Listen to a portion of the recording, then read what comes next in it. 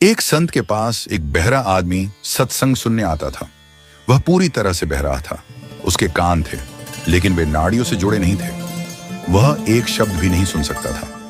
एक दिन कुछ लोग संत से कहते हैं, बाबा जी, वह जो वृद्ध आदमी बैठते हैं, वे कथा सुनते सुनते हंसते हैं, लेकिन वह बहरे हैं।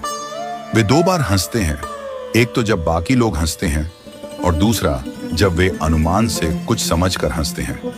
संत जी ने सोचा, वह बहरा है तो कथा सुनने क्यों आता है? संत जी ने देखा कि वह व्यक्ति रोज समय पर सत्संग में आता था और घंटों बैठा रहता था, कभी उठकर नहीं जाता था। यह देख संत जी को और अधिक कौतूहल हुआ। उन्होंने सोचा, अगर वह बहरा है तो कथा क्यों सुनता है? यदि वह कथा नहीं सुन सकता तो उसे रस नहीं आएगा और फिर वह यहाँ क्यों बैठेगा? संत जी ने उस वृद्ध को बुलाया और उसके कान के पास ऊंची आवाज में पूछा, क्या तुम्हें मेरी आवाज सुनाई देती है? वृद्ध ने कहा, क्या बोले महाराज? संत जी ने फिर से आवाज और ऊंची कर पूछा, जो मैं कह रहा हूं क्या वह सुनाई पड़ता है? वृद्ध ने वही उत्तर दिया, क्या बोले महाराज? अब संत जी समझ गए कि वह व्यक्ति वास्तव में पूरी तरह से बह रहा है। संत जी ने सेवक से कागज और कलम मंगवाया और फिर लिखकर पूछा, तुम रोज यहाँ क्यों आते हो जब तुम सुन नहीं सकते?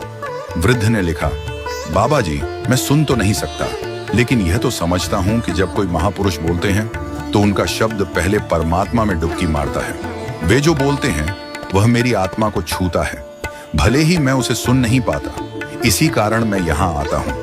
वृद्ध ने आगे लिखा, दूसरी बात, जो पुण्य आत्मा लोग आपकी अमृतवाणी सुनने के लिए आते हैं, उनके बीच बैठने का भी मुझे पुण्य मिलता है। इसी कारण मैं सत्संग में आता हूँ। मुझे तो आपका आशीर्वाद और वाणी का प्रभाव अपने शरीर में महसूस होता है। संत जी ने देखा कि यह वृद्ध व्यक्ति तो गहरी समझ वाला और आध्यात्मिक दृष्टि से संपन्न है। उन्होंने वृद्ध से पूछा, तुम रोज सत्संग में समय पर क्यों आते हो और हमेशा सामने बैठते हो?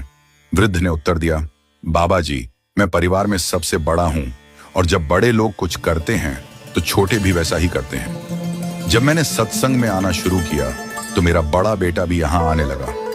शुरू में मैं उसे बहाने से लाता था, लेकिन फिर वह अपनी पत्नी को लाया और पत्नी ने बच्चों को लाया।